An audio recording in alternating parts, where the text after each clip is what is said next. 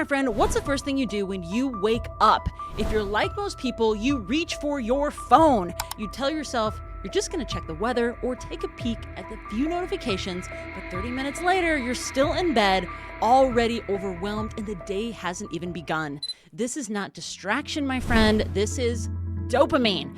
It's the reason we scroll instead of stretch. It's the reason we binge instead of build. But here's the thing. Dopamine isn't the enemy. It's actually how we're using it. And that's exactly what we are diving into today.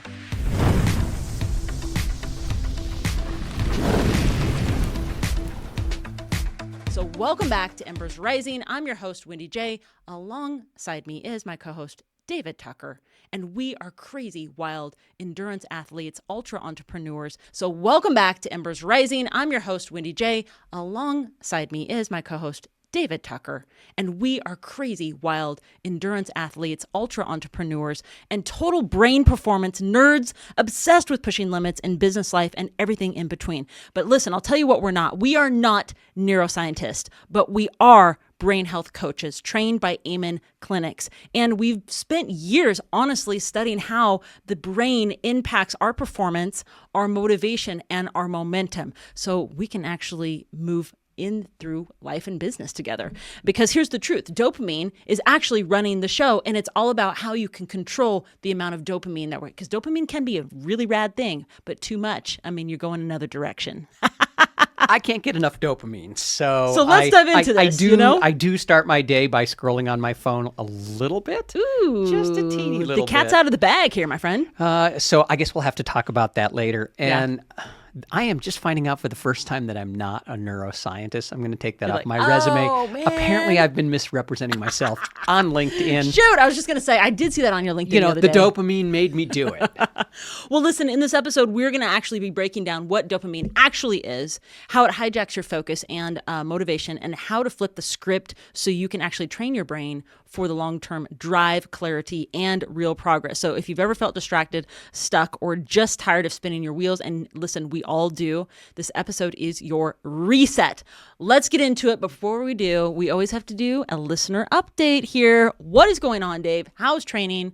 What's happening in life? Oh, we're finally hitting spring here, right? Today It doesn't feel like that, Today though, is April Fool's Day. It is April 1st. And when I open my phone in the morning and I look at my feed, it feels like April's Fool's Day every single day so far this year. But training, I'm like 18 days away from the race to Roby Creek, the hardest half marathon in the Pacific Northwest. And I'm actually looking forward to my revenge this year. That's great. It would be nice if I could finish that in 2:20, 2:30. That's what we talked about. Which would be an hour plus improvement over last year's effort, which in my defense was my first running race ever in my adult life. And it has like 2,500 feet of vertical, so something like that. This is the first one just to kick off this entire year, though. Listen, my friend, we've got more coming up. You've actually hit the pay now button on a few other races, though. No, it was like a slot machine. Yeah, right? It was like pay now, pay now, pay now. Right. So 2 weeks after that, I have the Boise River Marathon. 2 weeks after that, I have the YMCA famous Potato Marathon, and then shortly thereafter, I have the Boise Marathons. That's so cool. So, yeah. All of those things, I am considering training runs for my very first Ironman 70.3. I have figured out that you don't say Ironman without actually meaning a full without Ironman saying 70.3, or people are like, oh, he's one of those, right?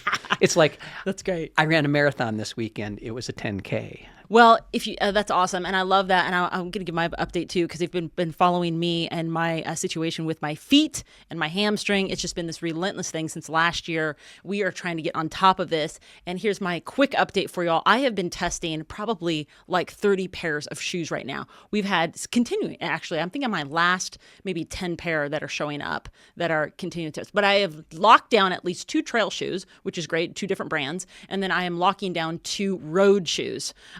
For speed training and tempo training and all of that. So we're still kind of dialing in those. But I'm telling you, it's been crazy. But here's the thing. In fact, we're at the point where both Topo and Hoka have put you on the do not buy list. They're not sending you shoes "Stop anymore. buying Like, any shoes." all right, you're supposed is to not keep true. shoes when you buy them. I think they think you're a shoe influencer. Right. I just keep buying more shoes. So anyway, it actually is getting better. I've also come up with a new taping method. I'm going to release this on YouTube because it's going to be amazing for those who are toe tapers. And I'm really excited about that because there are some really unique things that I've been doing and learning. If you have bunions, that video is going to be for you. But it has been getting better. I'm having a great experience right now with my coach. She is, how do I say this? By the time this comes out, this will already be over, but she's actually doing the Arizona Monster 300. And her name is Ann Tisdale. So yeah. Oh, the name drop. I had to actually drop did that it. name. I actually did a video the other day where I didn't drop the name. And, when Wendy got this coach, I'm like, oh, that's cool. And then I'm like, wait a minute. She got second place in Moab 240, right? Like Sally McRae barely beat her. Right. Well, in Sally McRae's mind anyway, because she was hallucinating at the time. If you watch that video, it's pretty incredible. That's pretty incredible. So, I don't know where you dig these people up. You are the ultimate relationship creator. I love it. It never ceases to amaze me. So we've got training going on. It's going really well. The Get Cadence group, we've invited you, so please join if you want to join us. David and I go live every week inside Instagram. We're actually pushing out now to LinkedIn and YouTube. We'd love for you to join us, but you can actually either jump on our newsletter and register so that you can hit one of those channels. Or if you are an Instagrammer, you can jump in the Get Cadence group there, and we always share the links to join the latest weekly class there. It's awesome. We do great sessions in there. The other thing is, this is what we're going to be talking about actually in episode 56 is an invite, because we're launching a really cool challenge that is just about ready to release called the Cadence to Peak Challenge. So we'll let you in on that.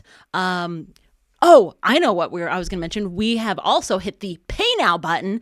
We are going to be at Western States 100. Super fired up. I'm so fired up to just meet the other creators out there like Billy Yang, Hillary Yang, who am I thinking of? Jeff Pelletier, Audrey Pelletier, and so many others. There's just so many more I know that we're going to meet and hang out with. And we're staying in Olympic Valley.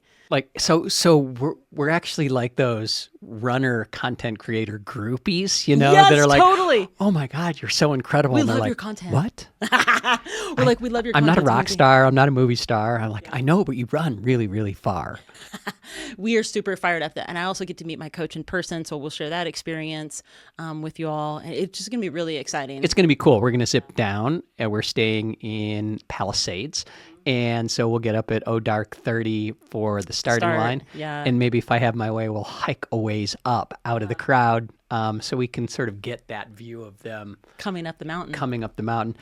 Then we run back, jump in the car, drive to Forest Hill, where your dad lives. Wendy dad lives in Forest Hill. Which is the halfway point for, it's a halfway aid station for Western States 100. And so we'll catch everybody there, and then we'll jump in the car and we'll run down to Auburn. And catch the finishers. So it's going to be a full day. It's going to be a full day. Yeah, and then we're turning around and driving right back up to here to Idaho a day later. So it's going to be a lot. Yeah, we have a lot going on. So it's amazing. What else is going on? We had a podcast release. I don't know if we shared in our last episodes, but we had 2 podcast courses released. You can grab a free one for if you're listening to this and you're a podcaster and you're wanting to learn how to scale your podcast. Check it out. We'll put the link below to join. That class is over there for free on Udemy. And then there's also a level up from that. So if you get through the free one and you're like, hey, I want more, there's another one in there. So yeah, let us know. We'd love your feedback on those. That'd be amazing. And I've been coaching. It's been really fun to just watch this game-changing, incredible woman that I'm coaching right now in her space and what she's doing with her program. She has a business called Give Her Credit.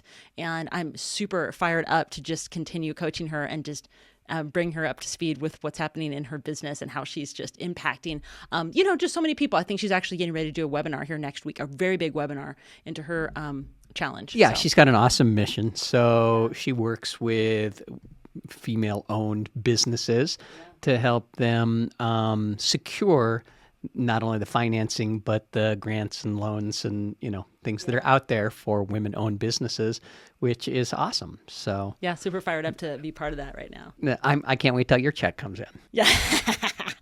So anyway, that's our life updates. Let's jump in. I have a couple of listener shout outs for you because before we dive into this dopamine whole jive here, I just want to give a massive shout out to you who have pushed play today. Dave and I love that you are here with us. You are part of our community. And gosh, we just wouldn't be here without you. Whether you're listening to us from your car, a morning walk, or maybe you're hiding in your bathroom for a minute of peace, or maybe you just woke up and you're scrolling and listening to us in the background, and which would be ideal, right? And you're having some dopamine hits right now. We are super glad you're here. So let me pull up some of our shout outs we had because it's so important. And I just have a couple here. I've kind of toned it back because we just get so much. But we had a post that launched called I Want to Give Up. Actually, and I made that post. It was on my Instagram, and I was just going through those days. It's like it seems like every 7 days I go through a day, Dave, that I'm just like, okay, I'm done. Just pull the trigger on it. I'm done with everything. And then the next day comes, I'm like, there's sunshine. You know what? I'm not done. I'm going to keep going. It must be like the weather thing. I'm going through my sad SAD thing. I don't know. It could be. I don't know. Anyway. I'd better keep my mouth shut because, Jeez. Oh my gosh. Later today could be one of those days. So yeah, this was a post called I Want to Give Up. Justin and Jess says, finding a good workflow is so important and hard. And I was actually talking about systems. Robust Physical Therapy says, such a great reminder. A solid workflow makes all the difference in staying consistent without the stress. Vishal Burari says, totally agree with you. Having a workflow like that can skyrocket your productivity. I don't know how you say your name, Junaid Kamal. As a leader of the team, you are responsible for making the things organized, not only to help save your time, but also for your team. That is great. Yeah, he's the founder and CEO of, I cannot read the name of that company, but hey, awesome. Thank you, Junaid. Victor Sandkin says, absolutely, a solid workflow eliminates chaos and keeps content creation smooth and consistent. Efficiency beats scrambling every time. And from the 4 female founders says, getting content out without the chaos sounds like a dream. The right workflow really does make everything smoother and less successful. And James Felt says, the right cadence will create the right momentum. So thanks, you guys. I appreciate that. One more I had, and I'm just going to, do this. This is the last one, is this was a reel that I did. This was from a podcast that we had, and I was talking about my health story. And the cover was, I was a walking skeleton. Here's what happened. That's actually true. I was a walking skeleton back then. But Jessie B. Social says, wow, that must have been so hard to overcome. Thanks for sharing your powerful story, Wendy. I'm so thankful you're healthy and thriving today. Thank you, Jessie. Natty_creator says, finding your flow instead of fighting yourself is everything. Your past self would be so proud of how far you've come. Hey, thanks, Natty. That's pretty cool. Cassandra Hines says, healing is not just about food, but unlearning toxic stories. So true. Love that. Grain-Free Planet says, what a story. You've come so far. Wow. Grain-Free. Thank you. It's awesome to have you here. And Diana_Lee_author says, wow, this is such an important message about the impact of narrative. Thank you for this vulnerable post. Yeah. So had to get those out. Love that you guys are with us. I'm just going to say to our listeners, your wins, your struggles, your breakthroughs, all fuel our community. And it's just, keep sharing them with us. We really love that. And it's amazing how the comments always sort of like pull right directly into the episode that we're about to launch into, right? Like they always match up. Yeah. Oh my gosh. Yeah. So let's dive into this, Dave. Are you ready for this? I don't know. Let me check my phone. Yeah, let me check my phone. Oh yeah, it says I am. I've got another notification. We're not ready yet. So, I love notifications. Ding, ding, ding, ding, ding. It's like a slot machine. It is totally. When I wrote this episode, I was thinking about dopamine. And I think if you don't reframe it in your mind, what dopamine is, that word just flies right out the door. You're not even thinking about it. And you're just moving through life 1,000 miles an hour. But when you have that word, dopamine, and you can actually put a label on it throughout your day and you're conscious about it, then you're actually catching yourself of, oh, is that a dopamine thing? What's driving my day? What's driving my motivation at that time? So I wanted to break down what the heck dopamine is. And what it isn't, right? And what it isn't, for sure. Because so many people think that dopamine equals happiness. True. And that is true. That is just not the truth, right? Yeah. Dopamine equals motivation, right? It's the thing that drives you. So a lot of people are like, oh, I'm low on dopamine, so I'm not happy. And it's just not the way things are. Now, a result of dopamine, right, can lead to happy feelings, for right? sure, if you channel it correctly. But for sure. I like the way you got to think about it, right? Like you've got to think about how you look at the chemicals that are in your brain, because it's a biological thing. There's nothing you can do about it. And then you got to program it correctly, because if you don't program your brain, someone else is going to program it for you. This reminds me of when I was very depressed at a time, and I was trying to figure out why I was depressed. And I really wanted to answer deeper, like, why has my brain made the choice to be depressed? And so I was really digging deep into that, and I really started learning more about the brain. So the brain plays an important part here when we're talking about dopamine. So let me share this with you, because you're right. Most people think that it's just the pleasure chemical. But that's not quite right. Actually, I dug a little deeper, and because we're brain health coaches with Amen Clinics, Dr. Daniel Amen, founder of Amen Clinics, calls dopamine your motivation molecule. So it's actually what drives you to take action in something. It's your fuel, your desire to keep chasing that goal. That's your dopamine, okay? And here's where it gets wild. Dopamine doesn't spike when you get the reward. It spikes when you anticipate it. So if you can imagine right now, all the runners that are getting ready to run Arizona Monster 300, the dopamine right now, when Andrew Glaze was sharing with us on social media, his incredible amount of, get ready bags. I mean, oh my gosh, all these bags for all these aid stations. What is it, 26 or 29 aid stations in this race? I don't know, it's 300 miles. It's ridiculous. You can imagine the dopamine is just high. But then you get to the start line, and then there's still another dopamine because you haven't finished the race yet. So the dopamine changes now, you're just like, whoa. Right. But it's that thing when you start running and the dopamine dies in the first couple miles, right, and the cortisol spikes. Right. Yes. And people sometimes think those two things are similar, but cortisol says survive, right? Right. And dopamine says strive. Right. So it's two different things. So you're excited about this thing, but then you get into it and you're like, oh crap, I'm going to have to live through this. But they null each other out, right? Cortisol kills dopamine, absolutely, takes it the other direction. So that means that chasing something you want is actually more of that win, right? So think about it. If you've ever planned a vacation, or book the flights, or book the condo, or book the event, or book the race, imagine yourself, on the beach with a drink in hand. But when you actually get there, it's nice, but it's not mind-blowing, because you went through the whole anticipation of that as a dopamine hit, but you're there, but it's not as mind-blowing as to think about like going there. You see what I'm saying? Yeah, and we see this in business all the time, right? All the time. Like people are trying to close the big deal, and there's all this like excitement around the thing, and it's like, well, they become a millionaire. Or we look at some of the billionaires out there, and you're like, why do you keep chasing it? Because when you get it, you're like, oh, well, that's dopamine, like done. Buying the car, buying the house, getting the new phone, getting the next thing, I talked to a gal yesterday who said, she was telling me she was an ultra runner, and she was telling me about the race she signed up with. And I said, oh, which one are you doing? And she says, you know what? I went ahead and registered for both. I paid for both. I'm doing I paid for the 50K and the 100K. She's like, I haven't decided. But you can imagine the dopamine. But you told her you could register for the 100K and then drop back, so you don't have to buy both. She did not do that. She just registered for both. She was paid for both. She's like, I'm done. Okay, good. So I think that the important thing here is to know that dopamine is at work when you're making these decisions, when you're thinking about this. And the high happens before the reward, not during it. So like you said, when you're at the start line of the race, it's changed. The dopamine has changed. All the anticipation of like actually getting there, and all the organizations for all the aid stations, all of that is like getting there. Right. Then you hit that first climb. And it's like, and the cortisol kicks in, and now it's time to survive, right? Or it's like podcasters who are really excited to start a podcast. They're like thinking about it, lights, camera. They're not thinking about the systems behind that. They're not thinking about the media and all that, and the tech team and the editors, and that's like all the extra work, because the high is like, oh my gosh, I have a podcast, that's what I'm thinking about. Like, I'm going to look great on camera, you know what I mean?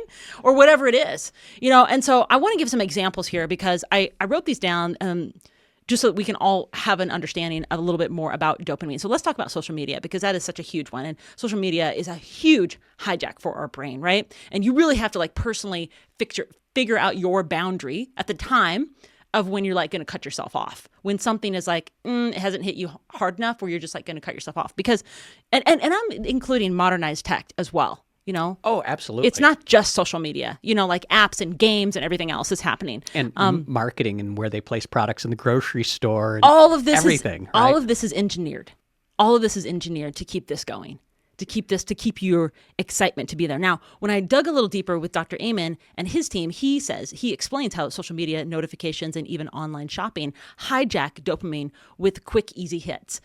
Tiny surges that keep you hooked on instant gratification instead of meaningful progress. So the progress that you're trying to make and you're having all these other distractions is like, this is where, look, we only have so much, pie time every day. And you allocate your time in this like pie, like the pie charts. I like pie. Pie charts, right? Think about it. If you ever scrolled TikTok and at the end of your scrolling session, you kind of feel drained. Because it's like you scroll up and hit, you scroll up and hit, you scroll up and hit, and you're constantly like hit. And then she's like, 30 minutes later, like, I'm kind of tired. Because you hit your dopamine so much, you're like wiped out. And it's exhausting. You haven't It's gone anywhere. It's like being on a treadmill, which we love. And yeah, I know the feeling, right? So that's because your brain just binged a flood of unearned dopamine. And now you've tapped out. I want to share a story here. This is another one that guys are gonna love this. So one night, and I'm guilty of this too. One night I told myself, Dave and I were you and I think we were chilling for the evening or whatever. And I said, I think I'm just gonna make a tiny little tweak on my branding, look at some training strategies. Next thing I know it's past my bedtime, and now I've filled my Amazon cart full of whatever that and I'm shoes, like shoes. my brain is still running 100 miles an hour. So, I'm guilty of it too, but I'm a lot more conscious now. But the worst part is I didn't even feel good about it. I didn't feel good about like all the research I was doing. I was like, why am I tweaking branding and this and that and training and, looking at late at night when I just needed to be going to bed. This is great. And I'm not even like downcycling. This is why we have a new habit. Dave and I have a new habit of downcycling. It's not new. We've been doing it for years. Yeah. We've been doing it for years, but we can share that with you. So yeah, that's when I was just really, it's not productive to do any of that. It's just not. And you are chasing dopamine. You're continually running yourself 100 miles an hour. This is why I think my mother stays up till like 2:00 in the morning, because she's just like gaming, watching shows, iPadding. constant. She is retired, but I'm just going to say, So it's a wake up call. Another thing why we keep checking our phones is, it's addictive. And when your dopamine spikes, the reward is unpredictable, right? So, I checked this out. This is very interesting. A live innovation lab study found that uncertainty actually increases dopamine levels. Uncertainty. You're unsure, right? It's like the horror movie, right? For sure. Yeah. Yeah. Or it's like the horror movie that's happening in the United States right now, with some leaders. But hey, listen, that's why gambling is addictive. It's why you keep checking your phone, even when there's probably nothing new, but the brain craves that next surprise that hits. Oh my gosh, someone messaged me this. Oh my gosh, check this out. This is the new thing. Did you see this on the new app? There's a new workout that just hit. Can you believe Sally McRae just posted this? I'm just like, you're so excited. There's always something new that's Jeff on the horizon. Pelletier just launched another video. It's incredible. Let's go. It's just so crazy. I know. So I think, and we're going to get into how to control this, but I wanted to give some real examples, of what we're going through. Why big wins sometimes feel meh. It was okay. Where's my next hit? Right. That one's over. It's like my team said the other day, hey, it was the beginning of the week, and they said, hey, you have a viral video. And I'm like, I had a viral video? Really? It was like, I don't know, 80,000 views or something. It wasn't that viral, but it was like viral. And I was like, but to me, it's just a piece of content, So I just move on to the more content. I was like, well, I'm a creator, so I'll just keep creating content, something that connects. It's just so interesting. Now, I want to read this. You ever dream of running an ultra marathon? You hype it up for months. You finally do it, and that's great, but not life-changing. Why? Because the real dopamine rush happened when you're working towards it, not when you achieved it. And according to Dr. Wolfman Schultz at the University of Cambridge, dopamine helps your brain predict rewards. I think that's fascinating. If the experience meets or exceeds expectations, you get a hit. If it falls short, the dopamine drops, leaving you feel underwhelmed. You're like, oh, so what's next? And regardless, after the race, you're full of cortisol. Oh, yeah, exactly. Cortisol and blisters. Okay, so let's move on. So now you know what dopamine really is, okay? And now we need to figure out how to take back control.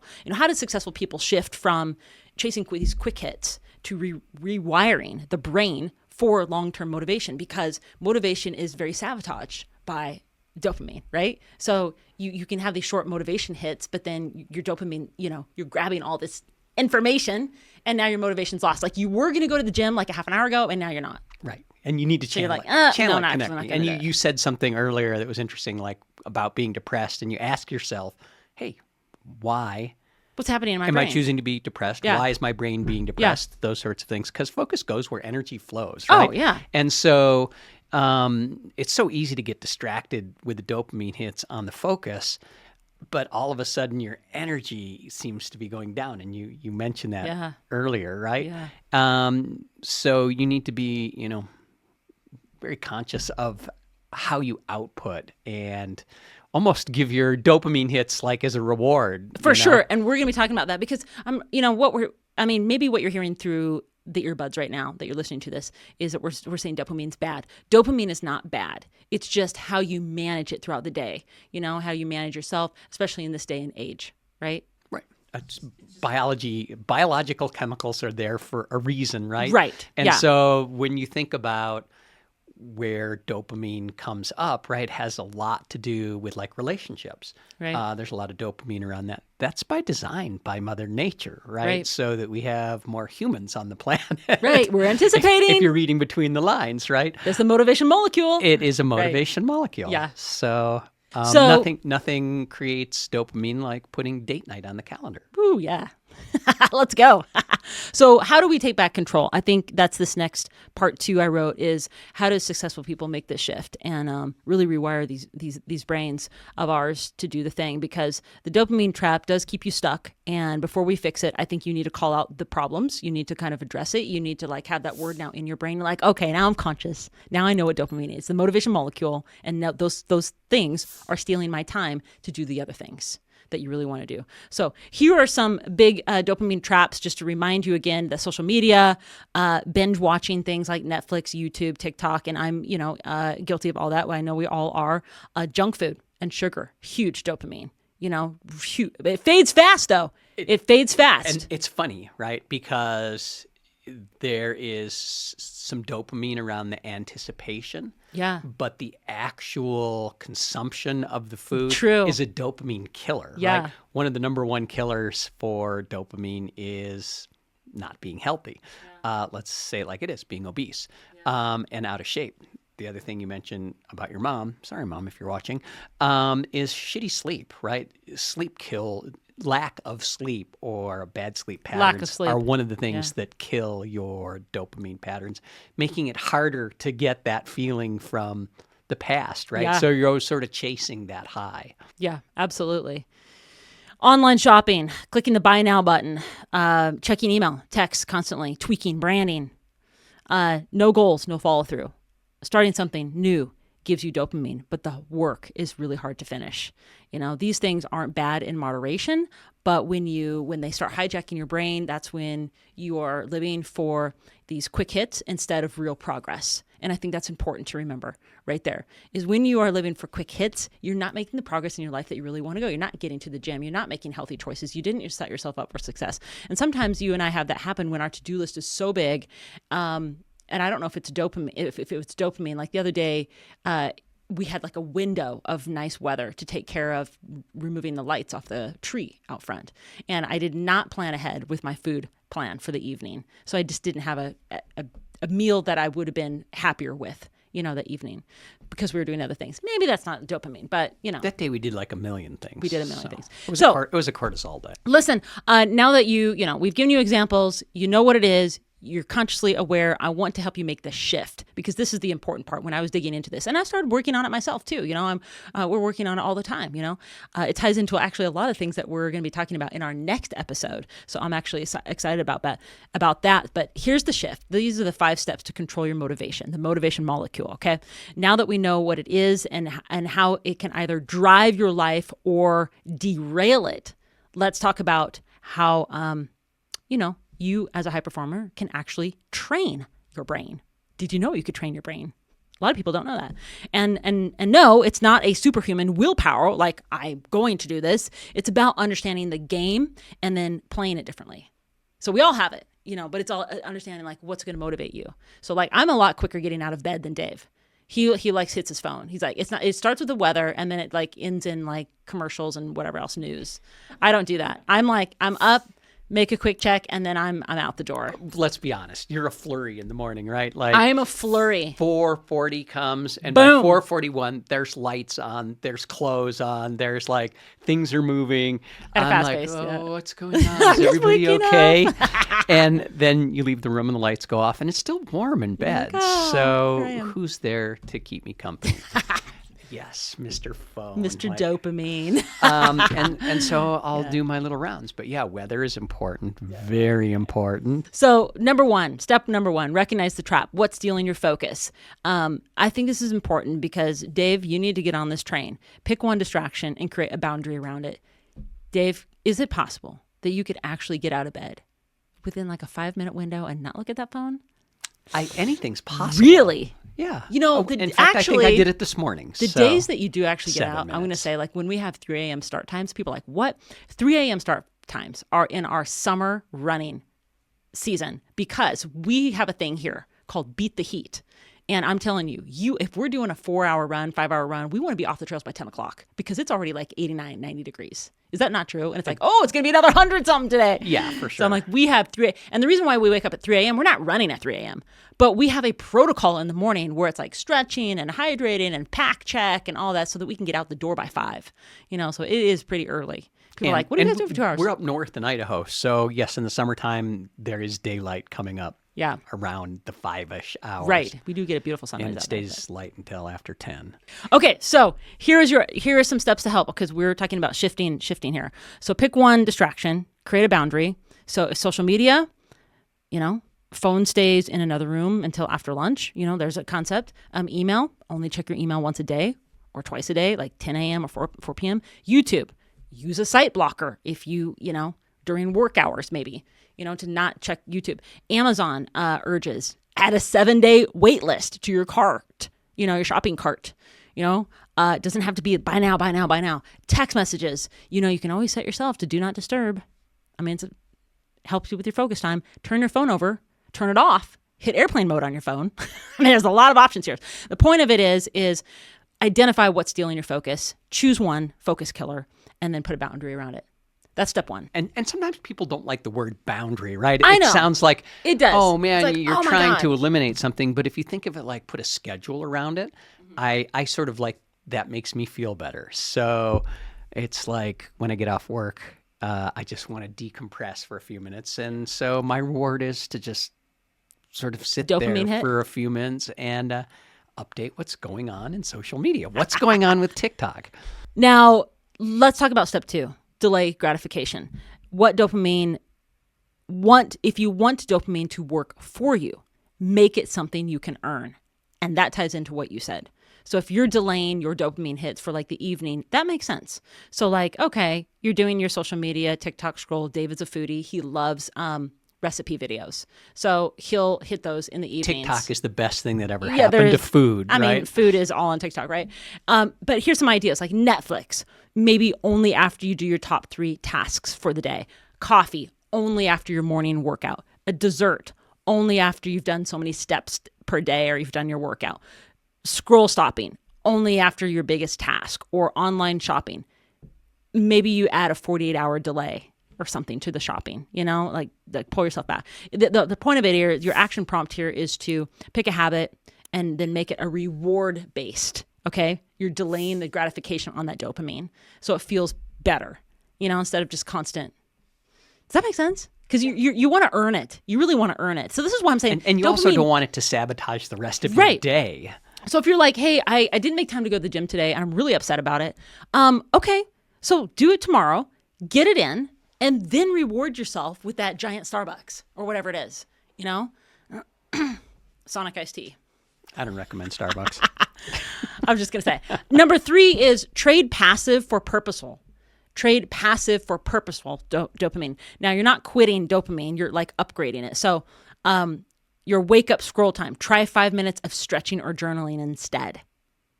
So you're not quitting your dopamine, you're upgrading it, right? So let's say you watch a YouTube video at lunch or something, swap for a growth podcast or audiobook, at your lunch break. Notification check, walk or breathe for 10 minutes.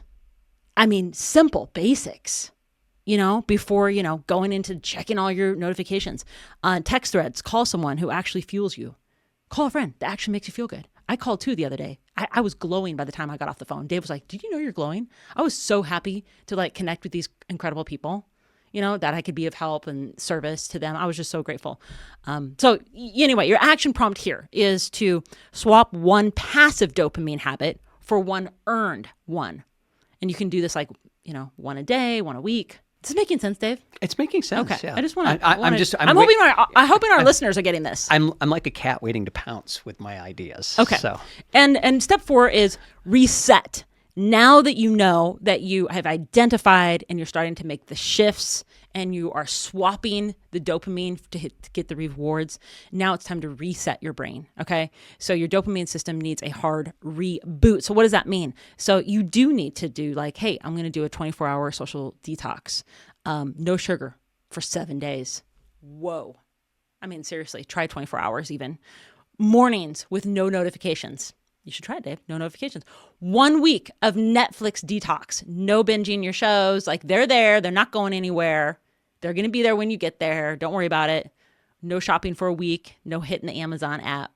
There's a couple cool apps that I've checked out too. This is going to be something I want to mention here in a minute about the Dopamine Reset Challenge. But there's a couple cool apps. There's one called Opal, which I think is like the number one, OPAL, Opal, or it's called One Sec, SEC. And they interrupt autopilot scrolling, forcing you to pause before you dive into a dopamine loop. And it's incredible, game-changing apps. And they have very high reviews. And I believe that they're available on Android and iOS. So check them out. We'll include this. It sounds like it would frustrate my scrolling. So it's perfect, right? Because it does make you now. Yeah. So here's the thing: is pick something that you're going to detox, and then download a reset app, and then have it back you up, have it help you. So it's just something I threw in there. I know we all love apps. The last is build a dopamine fueled success system, and Dave and I work really hard on this every day. You don't want to stack your rewards on the top of the effort, not instead of it, right? So podcasts, only while working out, maybe, that's your reward, or your iced coffee. Maybe only it's after your deep work in the morning, or your gaming only after you've done all of your social posts for the day, or your YouTube video, or your whatever you're managing, or your workflow. Shopping, maybe only after you've done the milestone win, right? So you can start seeing that there's a reward here to the dopamine. Are you getting this? I'm getting it, yeah. Okay. You're talking about creating habits around it, right? Although habits around the lack of it, because the constant dopamine hit, especially with social media, it becomes a habit. It becomes who you are. You're just in a conversation with someone, sort of, but you're scrolling on your phone. Have you ever met that person, right? It's not. It is. It's not great because it takes over your motivation. And I'm just going to say, choose something to reward yourself that you love. Because when you tie it to your effort, it makes it more relatable. Like I can do this every day, instead of just getting constantly trapped in the loop of over and over and over and living in it. That really devaluates, I think, the whole human experience of being present for those around you, or your kids, or your family, or just for yourself. If For sure. You're going out on a run and you're thinking, oh, I need to call someone, I'm going to get a call out of the way while I'm on my run. I mean, like actually soak up the nature that you're in, or, or the time that you're putting yourself in, wherever that. Wow, I've never taken a phone call while I'm running. So. Well, I've seen people out there doing it, so. They aren't really running, though. They're sort of in your way. That's how I look at it. So quick recap here. 5 steps to master dopamine. Set clear boundaries on your biggest distraction. Delay gratification. We talked about that. Make rewards earned. Replace passive dopamine with high return habits. Reset your brain with the weekly detox. Use apps like I had mentioned, Opal or One Sec. And then stack rewards on efforts to build your long-term motivation. Remember, dopamine is the motivation molecule. And if you're not getting where you want in life, you probably need to rewire your motivation chemical, right? For sure. And so I always like the reverse of an idea. So there are some things that kill your motivation, right? They kill your dopamine. And so I'll just go through these real quickly because I know we're winding up here. But the first one is lack of purpose or vision, right? If you don't have a clear vision of where you want to get, what you want to do, who you want to be, what you want to accomplish in life, you don't have that purpose, you're killing your dopamine, right? Because really that's the core nexus of dopamine. It's that anticipation of the next thing. And if everything is just beige in your life, right, you just don't have any anticipation. So sit down and figure out where your next step is, where your next goal is, who you want to be. I want to say, I think that makes a lot of sense. I know a family that they have kids, and all of their kids really don't have any other goals or anything outside of just working. And I believe that they have been self-sabotaged with gaming and their dopamine hits on their phone. Oh, for sure. And they drink a sugar drink at one of the coffee shops every day, single day. And I was adding that up in my head the other day. My mom and I were thinking about the cost of that. I'm like, wow, that's $40 a week in just drinks or something like that, times, 4 weeks of the month. But yet what's interesting is what you just said there, they do not have dreams outside of just daily. They are on a very daily, day-to-day. That's it. And I feel bad for them, because there's so many things in life that you don't even know is available out there that you could enjoy. And you have the conversation and they become so pushed back, right? Yeah. They don't want to hear about it. So the second thing is, I mentioned it before, poor sleep. And poor sleep, obviously, you don't feel motivated in the morning, but poor sleep kills your dopamine. Lack of movement, and doesn't have to even be full-on exercise, although we recommend it. But just getting out and moving, right, stimulates your whole hormonal chemical system.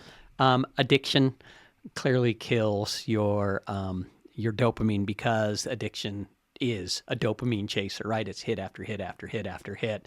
And it just burns out the receptors, right? Yeah. It just burns the whole thing out. Crappy food. Endless dopamine hits, that's like addiction. And then you need to sort of remember that dopamine helps you strive, right? And so the opposite of that is cortisol, which helps you survive. And both are super, super important in your life. But you need to be able to tell the difference. And you can actually fool your brain when you want to into being excited. And that's a lot of the chemicals around dopamine are those chemicals where you're excited. And sometimes people think they're anxious or they have anxiety, right? And it's the exact same chemical pathways in your body. And so if you have anxiety issues, and we've all had that, but if it's chronic, just tell yourself, hey, I'm excited. And it reframes what's going on in your brain. You're like, oh, I'm excited. I don't have anxiety. I have excitement going on in my life. I had an opposite of that yesterday. I was in an elevator and I was thinking about my anxiety. I thought about it so much that I actually started panicking in the elevator. Oh yeah. I was like, oh my gosh, I'm panicking in the elevator right now. You can talk yourself right into this. Right? Whereas if you're like, this is exciting, I'm flying. Right. Yeah. I know it could crash and I could die, but but it's probably not going to happen.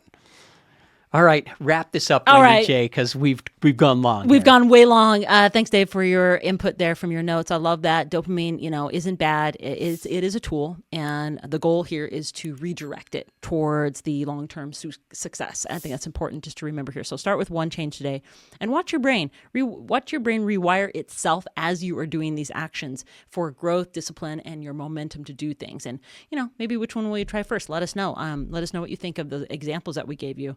So to wind this down, that's really it for today, my friends. We just wanted to bring attention to dopamine. I think it's just an important conversation for us to have when we're just in life, in business, in communication, in workflow, and all that we do. It's just important to know what's happening.